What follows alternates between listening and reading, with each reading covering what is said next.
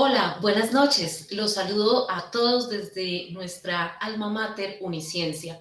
Nos alegra mucho que estén conectados a esta hora a través de Unistereo. Quien les habla, Janet Figueroa. Hoy, martes 28 de junio, son las 6 de la tarde y es un gusto estar con ustedes hoy. Tenemos unos invitados absolutamente especiales y un tema maravilloso, perspectivas jurídicas y económicas del nuevo gobierno. Este es un espacio que está pensado para toda la comunidad académica de la Corporación Universitaria de Ciencia y Desarrollo, Uniciencia. Como saben, llegamos a ustedes gracias a la iniciativa de la Oficina de la Coordinación de Egresados y básicamente nuestro objetivo es generar mayor visibilidad para nuestros antiguos estudiantes y resaltar sus logros y facetas luego de pasar por esta alma mater. Conversemos es un espacio radial abierto a diferentes temas, así que las opiniones que se manifiestan aquí son responsabilidad de quienes las exponen y por supuesto no comprometen a nuestra institución ni a este medio de comunicación. Me place muchísimo saludar a mis compañeros de mesa hoy, inicialmente a nuestra compañera Berta Tamayo, coordinadora de egresados de nuestra institución, de la sede Bucaramanga, a Freddy Alexander Moyano, egresado de Dirección y Producción de Radio y Televisión, a Leonel Niño en el Control Master, a nuestros invitados especiales quienes nos están acompañando hoy al cierre de esta jornada y obviamente y especialmente a todos los que están conectados a través de nuestros canales de Facebook y YouTube, y también a aquellos que nos ven desde nuestros diferentes medios de transporte, sus oficinas, sus casas, pues bienvenidos. Y pues sin más preámbulo, le voy a dar la bienvenida a nuestra anfitriona Berta. Berta, buenas noches, ¿cómo te encuentras? Hola, Yana, mucho gusto. Bueno, pues darte la bienvenida a ti porque acabas de llegar a mi ciencia, pues bienvenida. Y también le damos la bienvenida a todos nuestros oyentes, a nuestros seguidores, a nuestros queridos invitados. Estaremos exponiendo un espacio en radio y los que quieran sumarse a esta conversación, hacerlo a través del numeral Conversemos o también se pueden hacerlo a través de Facebook. Allí nos encuentran en Facebook como egresados comunicienciistas, también en LinkedIn como licencia egresados, o se pueden navegar las últimas novedades en www.uniciencia.edu.co y www.bga.edu.co. Tenemos un programa espectacular el día de hoy, tiene sentimiento, tiene alma y precisamente es perspectivas jurídicas y económicas del nuevo gobierno. Vamos a dar paso a nuestros queridos invitados. De verdad, hoy es un lujo que tenemos unas personas muy interesantes. Darle la bienvenida al doctor Fernando Aurelio Guerrero Cárdenas. De verdad, agradecerle muchísimo porque es nuestro amigo, está siempre con nosotros acá, igual que todos los invitados. Pero pues Fernando es la persona aquella con la que yo siempre cuento, porque pues está siempre con nosotros y con egresados es muy especial. Fernando, bienvenido. Muchas gracias, Berta. Un saludo muy especial para todos en Uniciencia, en Bucaramanga y a los que con quienes vamos a compartir, con el profesor Vicente y el profesor Cote. Muchas gracias por la invitación. Fernando Aurelio Guerrero Cárdenas es doctorando en Derecho de la Universidad Externado de Colombia, magíster en Litigio Internacional y Derechos Humanos y Derecho Internacional Humanitario, especialista en Derecho Constitucional, especialista en Derecho Administrativo, docente en la especialización de nuestra querida especialización de Constitucional y pues también tiene una amplia experiencia como docente en otras universidades y además también en empresas como asesor. Janet. Bueno, yo le doy la bienvenida al doctor Vicente Benítez Rojas. Doctor, buenas noches, un gusto tenerlo aquí a través de esta transmisión, acompañándonos. Si me permite, voy a comentar su hoja de vida. El doctor Vicente Benítez es doctor en Derecho por la Universidad de Nueva York, magíster en Derecho Constitucional de la Universidad de La Sabana, abogado de la Universidad Javeriana, profesor de Derecho Constitucional de la Universidad de La Sabana y además ha sido docente en diversas universidades en Colombia, entre ellas nuestra alma mater, Uniciencia. Ha sido asesor de la Escuela Judicial Rodrigo Lara Bonilla y de la Procuraduría General de la Nación. Doctor, un gusto tenerlo aquí en nuestro panel. Bienvenido, buenas noches. Muy buenas noches, un placer estar acá, el gusto es mío, Uniciencia es mi casa, me siento así, entonces es un gusto para mí estar acá. Un saludo especial a mis copanelistas, el doctor Guerrero y el doctor Cote, especialmente al doctor Guerrero, a quien ya conozco hace un tiempo y admiro su trabajo. Bueno, John Jairo Cote Salazar, ¿cómo estás, John Jairo? Doctora Berta, mucho gusto, buenas tardes, encantado, muchas gracias por estar aquí. También a nuestra compañera de la Oficina de Bienestar Institucional, al doctor Vicente Fabián, encantado poder compartir hoy con usted, muchísimas gracias. Y a mi gran amigo y a mi docente de pregrado y de la especialización, el doctor Fernando Guerrero, con quien he compartido espacios académicos y siempre ha sido un placer y sobre todo un enriquecimiento. Muchas gracias a todos. Bueno, John Jairo Cote Salazar es economista de la Universidad Industrial de Santander, es contador público de la Universidad Cooperativa de Colombia, es abogado y especialista en Derecho Constitucional de Uniciencia, trabaja en la Oficina de Fiscalización de la Administración de Impuestos Hediondos Nacionales de Bucaramanga por más de 15 años y también tiene la suerte también, igual que todos los invitados de hoy, son docentes universitarios. Bueno, vamos a hablar de perspectivas jurídicas y económicas del nuevo gobierno. Pues entendiendo que el nuevo gobierno hizo algunas propuestas en todo su proceso de campaña y pues tiene, pues lógicamente tiene que ver con la parte jurídica, con la parte tributaria y hoy pues vamos a hablar con personas expertas que nos pueden ayudar a verlo mucho mejor. Vamos a preguntar al doctor Fernando y al doctor Vicente, como que para dar la introducción a este tema, es cómo la Constitución limita las decisiones presidenciales y empezamos pues así. Doctor Fernando. Claro, Berta, muchas gracias. Bueno, en lo que podríamos esperar de lo que va a ser el nuevo gobierno, sí tiene un alto componente constitucional. Se ha visto así tanto en las propuestas que se han presentado como en el posterior desarrollo, digamos, interactivo que ha tenido con las diferentes fuentes periodísticas y de comunicación. Entonces sí tiene un alto contenido constitucional y podríamos decir que en el ejercicio que va a tener o que pretende tener el gobierno que va a iniciar, está el tema de una posible reforma a la Constitución Política colombiana, una posible reforma parcial, ya sea a través de actos legislativos o incluso alguna especie de convocatoria para reformar elementos que dan cierta identidad a la Constitución. En ese sentido, los límites que tendría el gobierno en términos constitucionales básicamente estarían delimitados en lo que podría llegar a ser un trámite legislativo, de un acto legislativo, los requisitos formales y los requisitos sustanciales de lo que puede ser una convocatoria de constituyente, así sea parcial a la Constitución, de algunas de sus disposiciones, que vía acto legislativo no podrían llegar a tener un movimiento, dado que pueden ser elementos de identidad o elementos esenciales de la misma.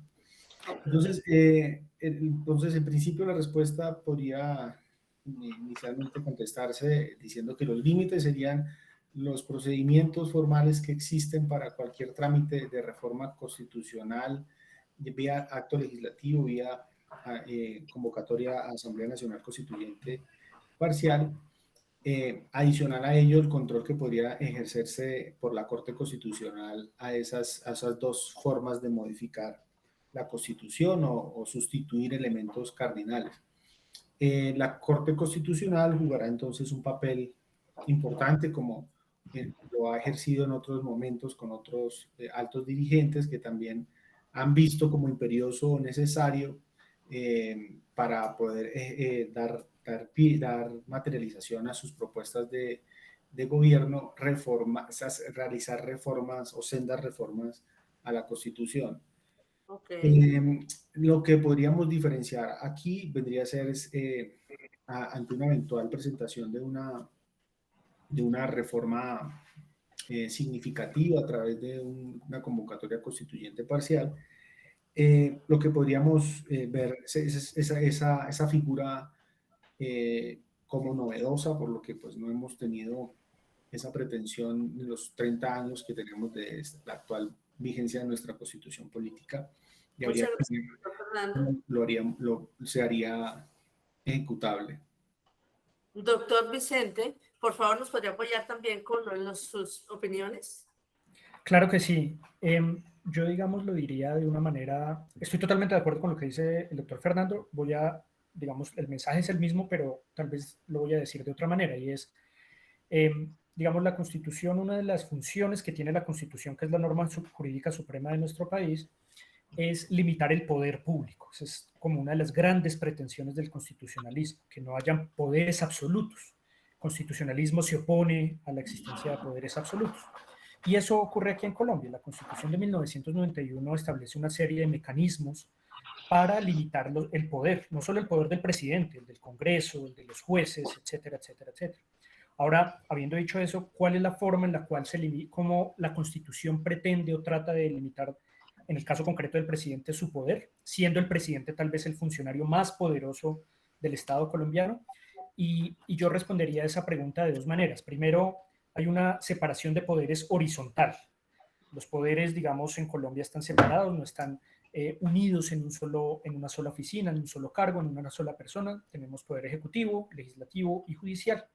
Y en ese orden de ideas, el presidente, que es poder ejecutivo a la hora de tomar decisiones, ciertas decisiones esenciales del Estado, pues debe contar con el concurso tanto de la rama judicial, muchas veces representada por la Corte Constitucional, como lo mencionaba el profesor Guerrero, como por otro lado el Congreso de la República. Tal vez por eso el presidente electo Petro ha tratado de acercarse a muchos partidos políticos en el Congreso de la República, porque sabe que muchas de sus iniciativas, solamente voy a poner un ejemplo, la posible reforma tributaria que va a presentar, requiere el concurso no solamente de los congresistas que representan al pacto o la agenda del pacto histórico, sino de otros congresistas. Entonces, digamos, esa es una primera forma de separación. Y una segunda forma de separación de poderes uno la puede llamar vertical. ¿Vertical en qué sentido? Pues que el presidente de la República no puede tomar decisiones que le competen a ciertas entidades territoriales, como por ejemplo los municipios o los departamentos. Y seguramente ustedes escucharon que el presidente electo Petro conminó a los alcaldes, solamente para dar un ejemplo, conminó a varios alcaldes de Colombia a que tuvieran en cuenta su propuesta de construir algunas universidades en algunos terrenos de los municipios. El presidente electo Petro o Duque o el que sea, no puede tomar esas decisiones porque la Constitución también divide el poder, ya no horizontalmente, sino verticalmente desde el punto de vista territorial. Perfecto. Doctor Vicente, en el marco de lo que estamos conversando y lo que muy claramente ustedes nos han manifestado en este momento, creo que la siguiente pregunta nos cae perfecto al tema y es ¿cuál es esa influencia de la Corte Constitucional en el gobierno? En las decisiones del gobierno, ¿verdad? Sí, señor. Entonces, retomo un poco lo que explicaba el querido colega Guerrero, el profesor Guerrero, y es, la Corte Constitucional es un tribunal, es una corte, es un juez, cuya función principal, según el artículo 241 de la Constitución, es mantener la supremacía de la Constitución, defender que la Constitución sea norma jurídica suprema. ¿Y eso qué quiere decir? Quiere decir entonces que todas las normas inferiores a la Constitución tienen que ser compatibles con ella, de lo contrario, digamos, hay consecuencias jurídicas, una de ellas es la famosa inexequibilidad de las leyes. Ahora, aterrizando eso al caso de Petro, ¿eso qué quiere decir? Pues que el Congreso, incluso si el Congreso, digamos, tiene mayorías del gobierno, pues tiene que respetar la Constitución, de lo contrario, digamos, la Corte Constitucional puede declarar la inconstitucionalidad de esas leyes, por un lado, y por el otro lado, digamos, el Ejecutivo también puede expedir normas, no normas, digamos, con rango de ley, salvo algunas excepciones, y esas normas también tienen que respetar la Constitución porque son inferiores. Y allí el tribunal que va, digamos, a jugar un rol protagónico es el Consejo de Estado. El Consejo de Estado se encarga de determinar que los decretos expedidos por el gobierno nacional sean constitucionales. Entonces, para resumir la respuesta a la pregunta, y esos dos tribunales van a tener una incidencia fundamental porque van a vigilar que las normas expedidas, bien sea por el presidente o bien sea por el Congreso, incluso si el presidente tiene mayoría legislativa, sean compatibles con la Constitución y si no lo son, eventualmente puede declararlas inconstitucionales. Profesor Fernando, ¿usted nos puede también dar su opinión? Sí, bueno, la Corte Constitucional influye significativamente en las decisiones actualmente de todos quienes ejercen función pública y control público. Las decisiones de la Corte Constitucional son base primaria para cualquier proyección. Yo no veo, por ejemplo, la proyección de una solicitud de facultades para decreto de emergencia o decreto de conmoción interior sin citar sentencias de la Corte Constitucional que ya tienen un poco de barrido en términos de lo que puede llegar a ser una declaratoria de esa magnitud en Colombia, por efectos de lo que ocurrió con la pandemia.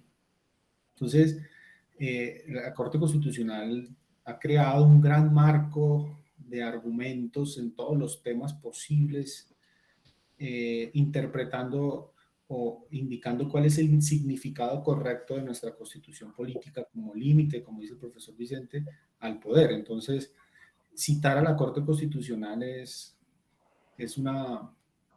ya es un aspecto que se ve siempre visto en todas las órdenes del Estado, pero pues también, por supuesto, en lo que puede llegar a ser el gobierno. Y lo digo para ese caso en concreto. El ejemplo sería la materialización de un decreto de emergencia, un decreto de conmoción interior iniciando el periodo.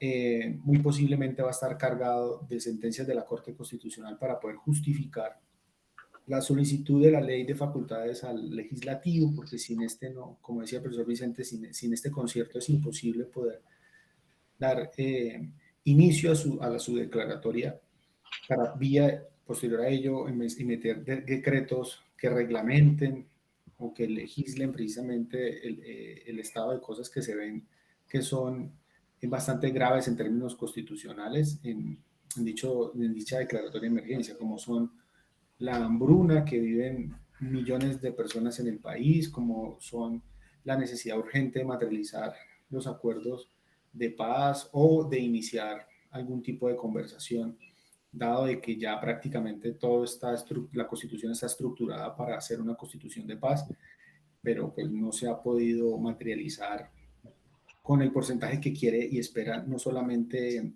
los ciudadanos colombianos, sino también el mundo entero, porque pues sabemos que ese acuerdo incluso estuvo suscrito en instrumentos internacionales, es decir, fue depositado en las respectivas secretarías del orden internacional. Entonces ese acuerdo tiene una connotación internacional, tiene una vigilancia internacional, tiene muchos ojos y eso podría llegar a ser parte del argumento, de la justificación de pedir de manera a título de urgencia y a título de gravedad máxima por millones de vidas de personas que están en total hambruna. Entonces, la Corte Constitucional va a ser fuente de todo eso, de ese argumento, es decir, poder sacar de las sentencias de la Corte Constitucional esa justificación, porque pues no es poder declarar y poder que pase esa ley, pues necesita ese resorte.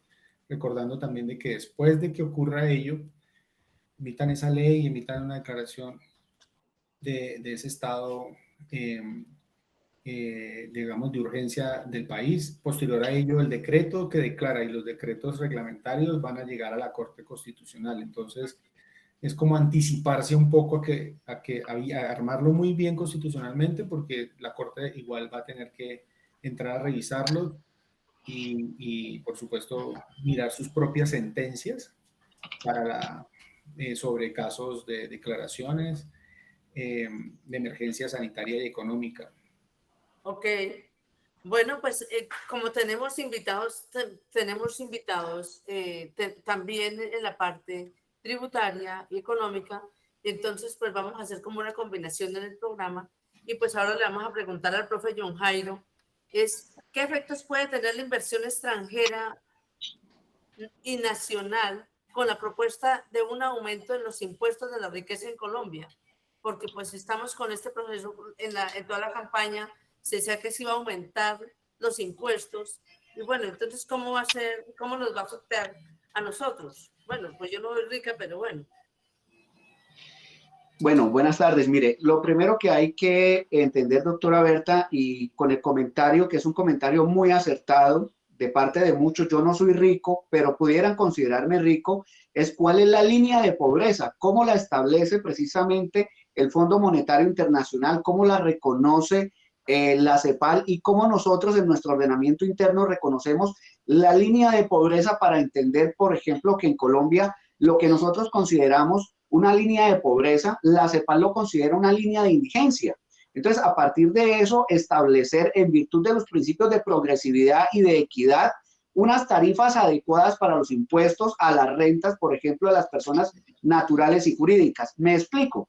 ¿Cuál es la tarifa apropiada de tributación que puede tener una persona de clase media o mejor de clase rica en los términos que lo propuso el plan de gobierno del próximo presidente Petro? Entonces, el mensaje que se envía en este momento es clave y es preciso para la inversión extranjera directa en Colombia y la inversión nacional en Colombia para que no vaya a haber fuga de capitales. En este momento es preciso enviar un mensaje asertivo a la sociedad nacional e internacional, estableciendo unos parámetros de seguridad jurídica.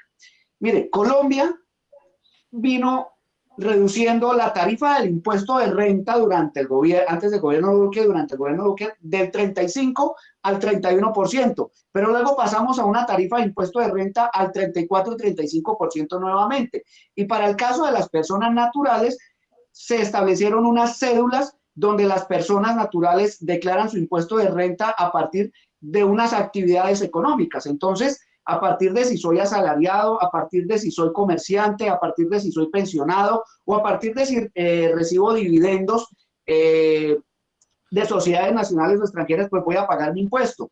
Entonces, una de las propuestas que tuvo o que tiene mejor el plan de gobierno que espera convertirse en ley del actual gobierno Petro es que para el caso de las personas naturales se va a establecer una cédula única, tratando de cumplir el principio de progresividad y de equidad para que las personas más ricas paguen más. Lo que ha dicho el asesor económico de campaña del gobierno Petro es que hablan de 40.000, de una base de 40.000 personas que van a entrar a pagar, que son las más ricas, que van a entrar a pagar una mayor tarifa de impuestos. Eso por un lado. Pero para el caso de las sociedades, de las personas jurídicas mejor, se está hablando de eliminar un número de beneficios, ¿cierto? Sobre todo para el sector minero y energético, donde lo que se promueva es la inversión en actividades agrarias, agrícolas. De hecho, escuché en una primera entrevista al presidente electo Petro, donde se va a promover la producción de productos petroquímicos, de productos agrarios que impulsen y que coadyuven al sector agro, a la seguridad alimentaria, que en últimas ha sido el mensaje de campaña que tuvo el presidente electo, y es reemplazar una economía extractivista por una economía agraria, por una economía de productos alternos. En economía esto se conoce como economías de enclave. El mensaje que entiende uno que ha querido enviar el presidente Petro es dejarnos de una economía de enclave altamente dependiente de los productos o extractivistas para pasar a un número de economías alternas, sobre todo en el tema energético, pasar a una economía de producción de energías alternativas. En este momento Colombia tiene beneficios para los productores de energías no renovables, de energías renovables, de energías energéticas. En este momento existen unos beneficios tributarios en renta bien importantes y pareciera que eso es a donde quiere apostar este nuevo gobierno. Claro, como bien señala el doctor Fernando Guerrero y el doctor Vicente, pues hace parte precisamente de un control constitucional, pero hace parte de que en unas mayorías en Congreso le puedan aprobar este tipo de nueva ley, de nuevas leyes, en este caso en materia tributaria. Entonces, para finalizar este apartado, es importante el mensaje que se está enviando a los mercados internacionales para saber que el modelo extractivista en Colombia va a ser reemplazado por un modelo de economías alternativas. Ese es un primer mensaje para la inversión extranjera y para la inversión nacional que se pueda dar en Colombia. Ok, ahí cuando habla, pues yo escuchaba el otro día a una persona experta sobre el tema, y pues lo que usted nos dice, si llegamos a 40.000 personas aportando nuestros impuestos, subiríamos la tasa incluso en Europa, porque Europa está por debajo a pesar de que estamos como en el mismo nivel de personas, es como que llegamos al mismo grupo de personas como 50 millones. Entonces estaría diciendo que estaríamos casi con ellos. Ellos están entre 25 y 30 millones de personas declarando y nosotros estamos muy por debajo. Y si la política del presidente Petro es llegar pues a 40 millones, pues bueno. Entonces la siguiente pregunta podría ser, hacérselo también, pues que pues, debo mezclar las dos preguntas para que estemos hablando todos. Entonces, apartándonos un poquito, pero sí siguiendo en el mismo tema, el nuevo gobierno para el doctor Vicente, el nuevo gobierno puede estar pensando en la reforma constitucional o en la estudiación de una nueva reforma, pues ahorita el profesor Fernando nos está explicando y usted mismo en ese como que lo que significa la Corte Constitucional. Entonces ahí se podría estar pensando en una reforma constitucional o expedir una nueva. Bueno, pues esa es una buena pregunta. Digamos, varias de las propuestas que el presidente electo ha formulado o formuló en algún momento requieren modificar la Constitución, efectivamente. Entonces, la pregunta que surge es, ¿y tiene desde el punto de vista constitucional, puede hacerlo? Entonces, lo primero, uno para responder esta pregunta tiene que hacer como una división en dos partes. Primero, para que el presidente pueda sacar adelante una reforma constitucional requiere el concurso de mayorías en el Congreso, y eso me parece que lo está logrando, Entonces, ese primer requisito ya quedaría saldado. ¿Cuál es el otro requisito? El otro requisito es que hay un control de constitucionalidad por parte de la Corte Constitucional. Históricamente, la Constitución de 1991 estableció, sí, que la reforma constitucional iba a ser más exigente que la expedición de una ley ordinaria, pero digamos Colombia, y no solo Colombia, varios estados de Latinoamérica padece de un problema, y el problema es hiperpresidencialismo. Hiperpresidencialismo es una oficina presidencial con mucho poder, y eso hace que el legislativo, que se supone que tiene que servir de contrapeso al presidente, termine siendo un apéndice, muchas veces por componendas, digamos, burocráticas a veces, otras veces por razones de afinidad ideológica, etcétera. Pero al final del día casi todos los presidentes desde 1991 han tenido mayorías legislativas. Entonces este mecanismo de control muchas veces falla justamente por el poder del presidente. Entonces, ¿qué nos queda? Ahí el punto clave es la Corte Constitucional. La Corte Constitucional, que es un órgano independiente, que no depende del gobierno, que a diferencia del Congreso, digamos, rara vez tiene digamos, una alineación tan explícita con el Congreso, con el Ejecutivo, es el órgano que tiene que permanecer independiente y puede realizar un control de constitucionalidad sobre esas reformas. Y ya finalizo con este punto, y es la pregunta ahora que surge es, listo, entonces tenemos la Corte Constitucional acá haciendo control. ¿Las propuestas de Petro tienen futuro ante la Corte Constitucional? Entonces la respuesta sería, depende de las propuestas. Hay algunas propuestas que, como mencionaba el profesor Guerrero, tocan el corazón de la Constitución, y si lo tocan de una manera tal que esto se denomina técnicamente sustituyen la Constitución, son tan fuertes que casi que reemplazan la Constitución, esas reformas tienen que ser declaradas inconstitucionales. Si no, esas reformas pueden pasar. Dije que iba a terminar hace unos minutos. Un último comentario. Por eso es tan importante la independencia de la Corte Constitucional.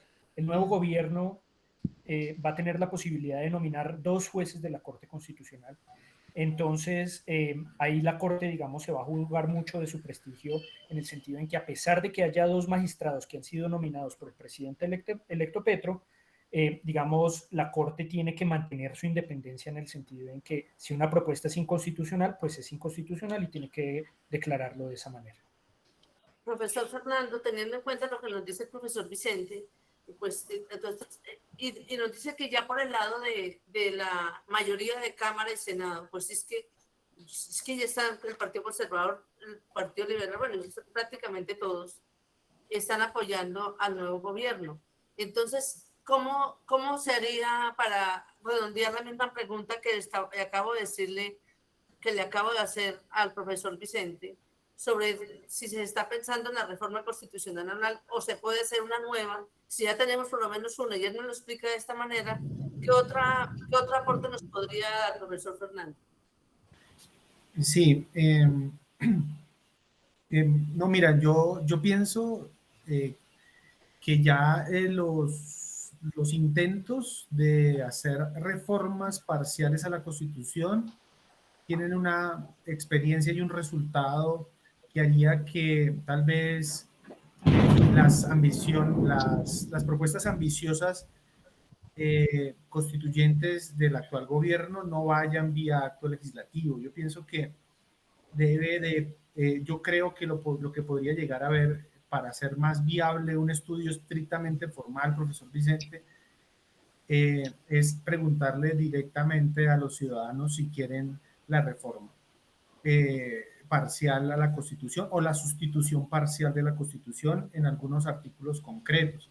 Específicamente en banca central, por ejemplo, creo que eso es una piedra en el zapato para el Estado, para, para el modelo de Estado que quiere hacerse énfasis, que es el Estado social, el Estado para la igualdad, el Estado para la equidad. Entonces, en la Constitución tiene ese problema en términos de de materializar ese modelo. Tiene muchos, tal vez algunos institutos que no comulgan muy bien con esas esperanzas de Estado social. Entonces yo creo Doctor Fernando, ¿es una nueva constituyente? pero solamente parcial, es decir, algunos artículos, los artículos que son incómodos, que evitan que el Estado social tenga como prioridad en una población desigual o inequitativa.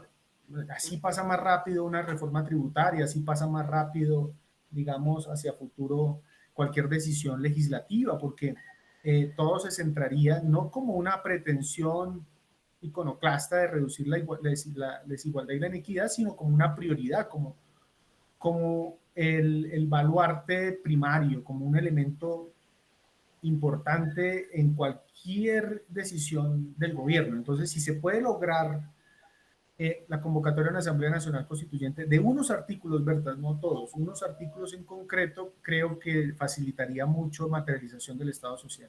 Yo para cerrar, también quisiera decir de que la Constitución tiene casi que tres modelos de Estado fusionados. El Estado liberal, que digamos que es el que ha venido en términos económicos, permitido que evolucione de una manera ciertos sectores, es decir, privilegia el mercado, la oferta, la demanda y cree en ese principio como el que puede llegar a generar empleo, el que puede generar tipos de emprendimiento para la productividad de todas las personas, ya sea como emprendedores o como parte de la masa laboral, pero también tiene un Estado social que atiende a personas y a poblaciones de especial protección y también incluso las personas que están en una situación de pobreza extrema, que son muchos en Colombia, son muchos y están... El 70% ya estamos como en pobreza extrema, ya estamos como en un 35%. Esa tensión entre ese Estado que se pretende, un Estado liberal, y esa tensión entre un Estado social que también se pretende, y en medio de eso un Estado de derecho, hace de que el gobierno de turno privilegie uno u otro modelo. Y entonces le permite ser un Estado mínimo, como una propuesta presidencial, es decir, menos entidades del Estado, menos burocracia, menos dependencia y dejar que el libre mercado fluya y apoyarlo al 100%, como un Estado grande que sea el que tiene las empresas, el que compra la producción de petróleo, la producción de carbón, que ofrece el mercado de los fertilizantes, que ofrece algunos productos en masa, compra, vende, como un Estado grande.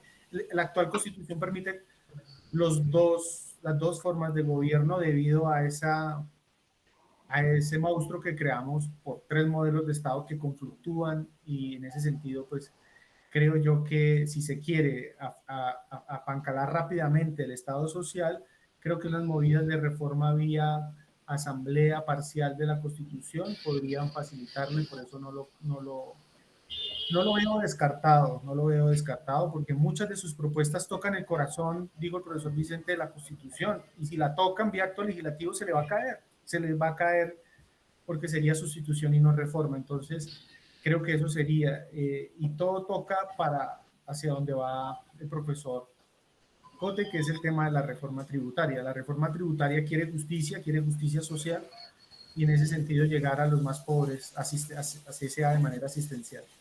Muchas gracias, Fernando, muy amable.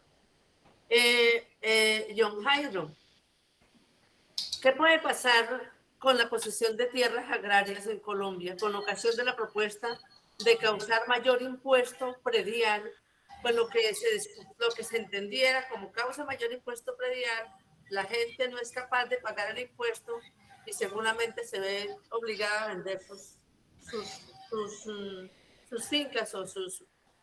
Ahí, ¿cómo se puede analizar eso, John Jairo? Bueno, mire, de un lado hay que entender que en el plan de gobierno o en el plan de la propuesta de plan de gobierno del candidato Petro, se habló no solamente de un mayor impuesto a las tierras agrarias, sino también de un catastro multipropósito, es decir, de un mayor impuesto predial a los terrenos y a los bienes inmuebles urbanos. Entonces, hay que verlo en doble vía. Primero, lo que dijo el candidato Petro y lo que las señales que han enviado en estos momentos sus asesores es incentivar la productividad de los terrenos que en este momento están improductivos. Entonces, si se cumple el propósito del candidato, de las señales que está enviando de decir inviertan en productos agrarios, inviertan en productos petroquímicos, vamos a incentivar la producción agraria y agrícola, pues lo que puede suceder efectivamente es un mayor uso de todos estos terrenos que efectivamente no se están usando. Ahora, constitucionalmente hay que revisar hasta qué punto puede convertirse el impuesto en un impuesto que es propia. Y esa no es la función del impuesto. La función del impuesto es recoger un recurso, recaudar y asignar. Entonces, el problema aquí es constitucionalmente hasta dónde empieza a violentar derechos, ¿cierto? Y derecho fundamental es el derecho patrimonial A, ¿cierto? El derecho patrimonial no de, sino el derecho patrimonial a tener, a poder tener y disponer, no en términos expropiativos, porque además jurisprudencialmente este es uno de los principios que se han desarrollado en Colombia. El impuesto no tiene una función expropiadora. Ahora, urbanamente, lo que busca el catastro multipropósito en la propuesta del programa Petro es que los impuestos prediales se mejore su avalúo, su valor como base del impuesto a valor comercial. En este momento los avalúos de los predios están muy por debajo de lo que es un valor comercial y en ese mismo orden pues el recaudo del impuesto predial es muy inferior. Aquí vuelve y juega en materia constitucional hasta qué punto se empiezan a violentar las autonomías territoriales. Porque si lo que se pretende es mejorar el recaudo, mejorar el recurso de los entes territoriales en específico, de los municipios y los distritos, que son los sujetos activos del impuesto predial, ¿hasta qué punto esta mejora de los recursos pueden violentar esas autonomías territoriales? Esa es una pregunta que vale hacerse porque el gobierno general central, en efecto, lo que busca es mejorar las finanzas del gobierno general central. Pero pues aquí lo que ya se propone es mejorar unos recursos endógenos territoriales y si yo quiero mejorarle recursos endógenos territoriales, ¿hasta qué punto entonces yo empiezo a obligarlo a usted, señores territorios, a hacer unas asignaciones puntuales? Entonces, ¿hasta dónde se violenta o hasta dónde se modifica constitucionalmente estas autonomías territoriales? Entonces yo creo que hay que verlo de esta manera, ¿cierto? Y vuelvo y lo digo para finalizar, ¿cuál es el mensaje de manera asertiva que se pueda estar enviando para la posesión de tierras? Entonces, ¿hasta qué punto esto vuelve y afecta a la inversión nacional y la inversión extranjera? Y es que en este momento los empresarios en Colombia tienen incertidumbre. los empresarios en este momento, y de aquí hasta que se presente el plan de gobierno, ¿cierto? La nueva ley orgánica, ¿cierto? Hasta qué punto pues los empresarios van a tener unos capitales sin realizar inversión. Entonces, ¿eso hasta qué punto va a contraer la economía? ¿Va a regresar la economía? ¿Va a regresar la inversión? Y pues el efecto muy seguramente va a ser de mayores alzas, si se quiere, en el nivel de precios, o mejor, alzas en la tasa de desempleo en Colombia, por lo menos el empleo formal. Entonces, yo creo que es una lectura que vale hacerse de esa manera. Sí, doctor John.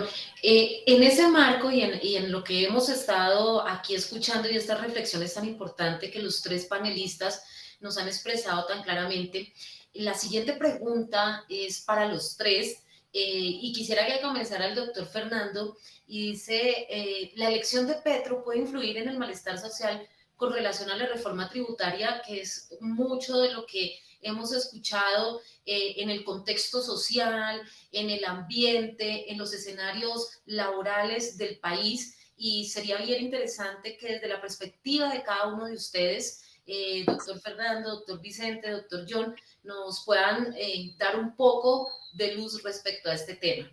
Doctor Fernando, lo escuchamos. Muchas gracias. Bueno, aquí el experto en ese tema es el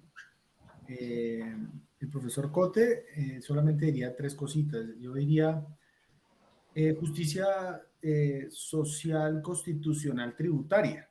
Yo te diría que, bueno, cualquier reforma tributaria que se pretenda hacer tendrá que ir a la Corte Constitucional, posiblemente si llega a ser desaforada, primera cosa. Y ya han habido sentencias de la Corte Constitucional ejerciendo control a las reformas tributarias. La segunda cosa, yo creo que el tema del reformismo tributario no es de este gobierno, viene de gobiernos anteriores. Esa pretensión de que todos tributen, así no todos vayan a declarar, vayan a pagar tributos, sino simplemente vayan a declarar, así sea en ceros, ha sido una apuesta, digamos, antigua. Eso no es una propuesta del actual gobierno, que todos estén sistematizados y todos digan qué tienen y así no vayan a tributar.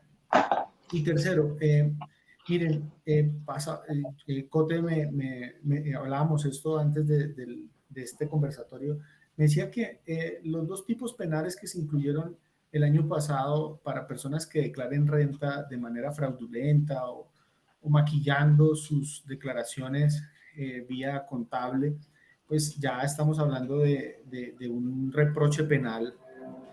Y esto no es tampoco del nuevo gobierno, el gobierno que viene, sino viene ya de procesos y de luchas anteriores para tratar de reducir la evasión y la ilusión que existe vía contabilidad, que eso es un presupuesto no menor comparado con el presupuesto que también suministró la OCDE sobre el tema de la corrupción en este país. Entonces parece ser que es un monto también muy significativo y que lograría un recaudo importante en billones en materia tributaria. Entonces el tema tributario no solamente es una reforma de alza, sino también una materialización de lo que ya existe. La ñapa es el tema de la tecnificación de la DIAN, es decir, que ya no nos llegue a nosotros la posibilidad de hacer la declaración, sino que nos llegue una factura ya inmediatamente, una factura digital, me decía el profesor Cote, porque ya todo estaría tan sistematizado, tan tecnificado, que lo que nos va a llegar es una factura. ¿Sí? Okay. Entonces, eso no es de este gobierno, esto viene de un proceso largo de tratar de endurecer y de evitar la ilusión y la evasión. Eso es lo que podría decir. Gracias por la pregunta. John Jairo, ¿usted qué opina? Bueno, yo comparto lo que dice el doctor Fernando, recogiendo tres cosas puntuales. De manera muy acertada, el doctor Fernando señala que declarar, obligar a un sujeto, persona natural o jurídica, a declarar, no significa ponerlo a pagar. Y ponerlo a pagar es una expresión coloquial. Si yo recibo, si tengo ingresos o tengo costos, el Estado colombiano presume que si yo tengo costos o tengo gastos, pues como mínimo tengo esos ingresos. ¿De cuánto? Para obligarme a declarar renta siendo persona natural, de 50 millones de pesos. Entonces yo puedo entrar a declarar con 50 millones de ingresos o de gastos, ¿cierto? Pero no necesariamente voy a pagar el impuesto. Ahora, todas las personas jurídicas son por defecto de ley declarantes, a menos de unos casos muy puntuales señalados que son no contribuyentes no declarantes, por ahí en el artículo 22-23 del Estatuto Tributario Nacional.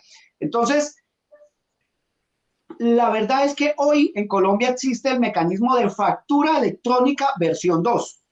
Y la factura electrónica versión 2, pues le da al Estado la posibilidad hoy de conocer la actividad económica del país en tiempo real. Me explico. Si yo voy a la Universidad Uniciencia y hago el pago de cualquier situación, tengo alguna erogación, la Universidad Uniciencia me emite a mí la factura y la reporta inmediatamente a la DIAN. Pero si yo voy a un almacén de cadena, el almacén de cadena me emite la factura de venta, que es electrónica, e inmediatamente el Estado colombiano sabe que John Jairo Cote está en la ciudad de Bucaramanga o en la ciudad de Barranca Bermeja a esta hora y que compra este producto. Es más, el Estado colombiano empieza a conocer las preferencias de todos y cada una de sus ciudadanos. Entonces el Estado colombiano sabe que a John Cote le gusta comprar el artículo marca A, nacional o importado con tal característica.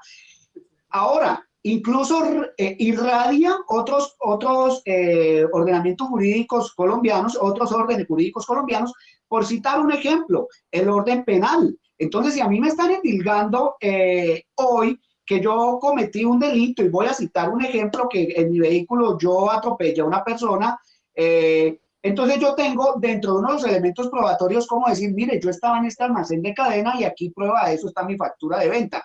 Pero voy a poner otro ejemplo. Para el tema de los subsidios de agroingreso seguro o de los subsidios educativos, pues el Estado colombiano hoy tiene cómo conocer cuál es mi consumo. La factura electrónica de venta le da esa capacidad al Estado. Entonces, dándole esa capacidad al Estado de conocer de manera individual, de manera individualizada mejor, pues va a conocer el conglomerado macroeconómico, el comportamiento macroeconómico de cada uno de sus ciudadanos, y en ese orden es que el Estado colombiano hoy, ya mediante la ley, tiene el mecanismo de factura de venta para el impuesto de renta. Entonces, muy seguramente, la apuesta del actual gobierno es implementar lo que la ley el año pasado ya estableció, y es que el impuesto de renta se le va a entregar a cada uno de los ciudadanos colombianos, personas naturales, y se le va a decir, aquí está su declaración de renta, y se la notifico mediante el sistema de impuesto de renta. Entonces pasamos al denuncio rentístico, que es voluntario, al propuesto de parte del Estado, donde me dice, aquí está su factura de venta, que es su declaración de renta, y en todo caso usted tiene 2 meses, dice en este momento la ley, tiene 2 meses para impugnarla o para reprocharla o para hacerle los señalamientos. Y si en el término de 2 meses usted no me le hace los señalamientos, señor ciudadano, pues ese ya es su impuesto de renta. Ese mecanismo ya existe, ya está. Ahora, finalizo. Los tipos penales. En Colombia nosotros tenemos en nuestro Código Penal el artículo 402 del Código Penal, que le hace un reproche al agente omisor y al no recaudador del IVA. Entonces, señor contribuyente, persona natural o persona jurídica en cabeza de su representante legal, persona natural, si usted no recaudó el IVA o usted lo recaudó y no se lo pagó al Estado, ¿cierto? No se lo declaró a la DIAN y no lo pagó, o usted no realizó la retención de la fuente, pues usted tiene el reproche penal. Hace 2 años entró en nuestra legislación colombiana el artículo 434A y 434B al Código Penal colombiano, donde ya es considerado un delito la omisión de activos, la inclusión de pasivos, el fraude fiscal como delito penal. Aquí el nuevo gobierno no está realmente diciendo nada nuevo, pero en cambio sí quiere establecer una modificación al tipo penal, y al doctor Fernando y al doctor Vicente hasta qué punto puede rayar en derechos fundamentales.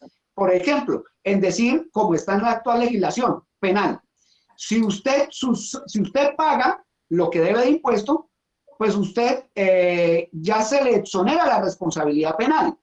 Pues la propuesta que hace el actual gobierno es que así se pague, no se le va a exonerar del tipo penal, de la responsabilidad penal. Es más, una de las propuestas que está en el plan de gobierno es que los funcionarios públicos no puedan tener dineros, su patrimonio personal, su derecho fundamental, pues no pueda disponer plenamente de él poniéndolo en paraísos fiscales.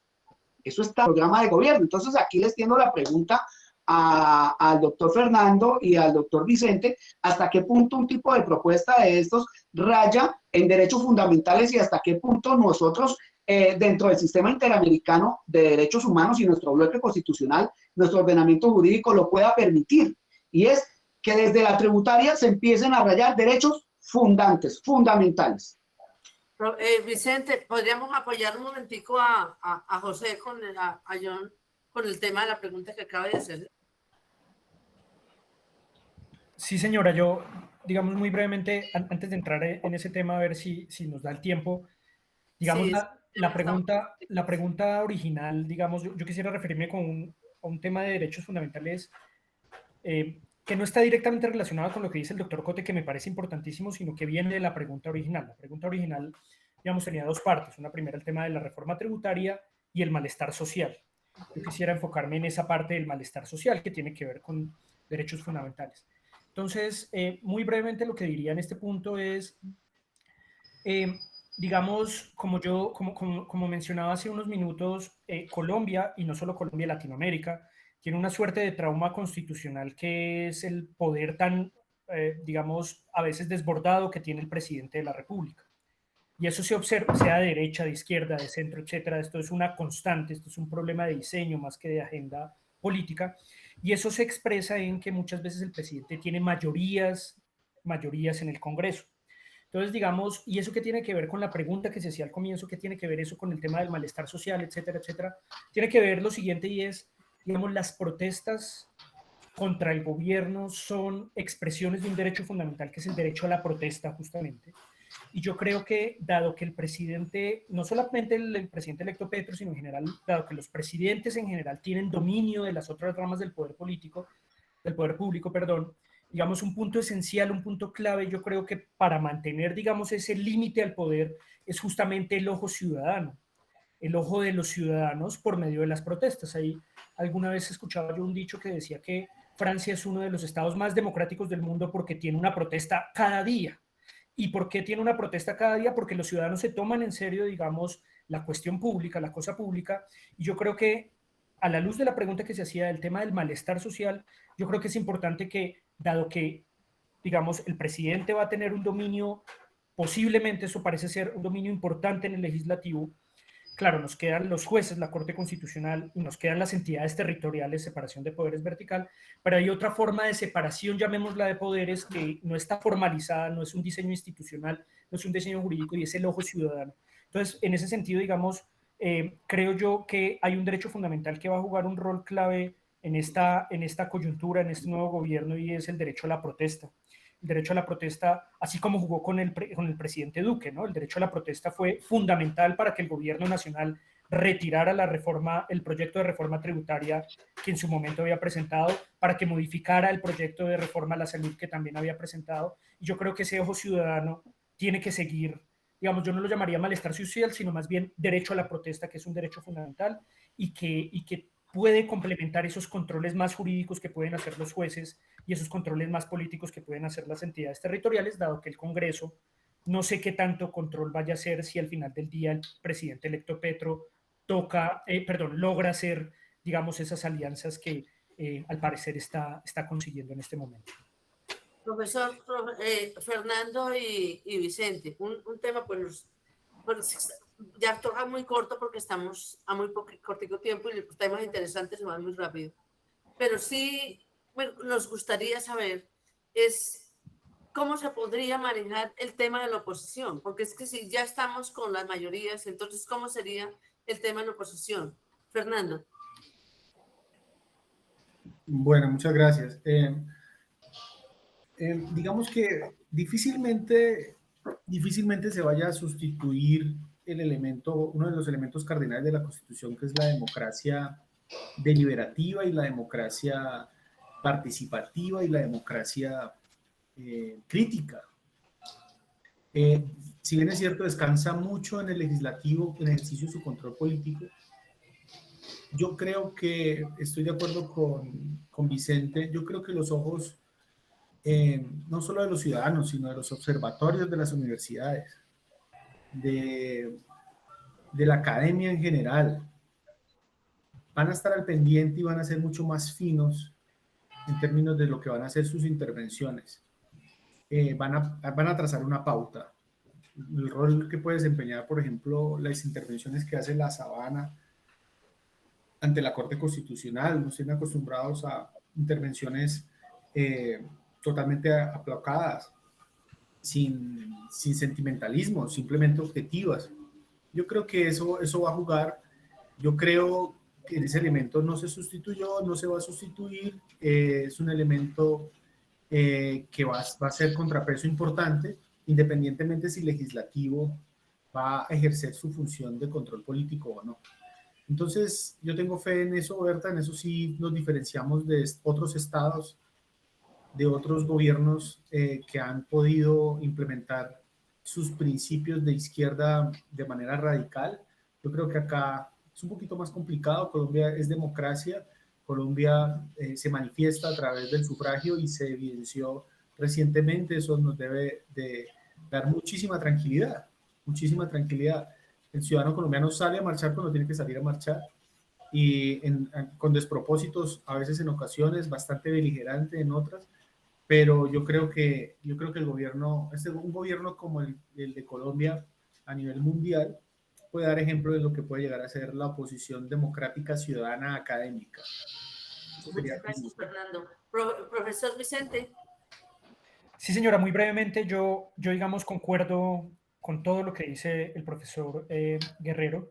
Solo añadiría algo y es lo siguiente. Yo creo que el derecho, como todas las ciencias, todos los saberes, tiene límites. Y uno de los límites que tiene el derecho constitucional es que, claro, la Constitución diseña mecanismos para controlar al poder, específicamente el poder del presidente, que, como decía, es el funcionario tal vez más poderoso del Estado colombiano. Pero esos diseños tienen límites, son diseños jurídicos, a veces hay, digamos, atajos que utilizan los gobernantes, etcétera, etcétera.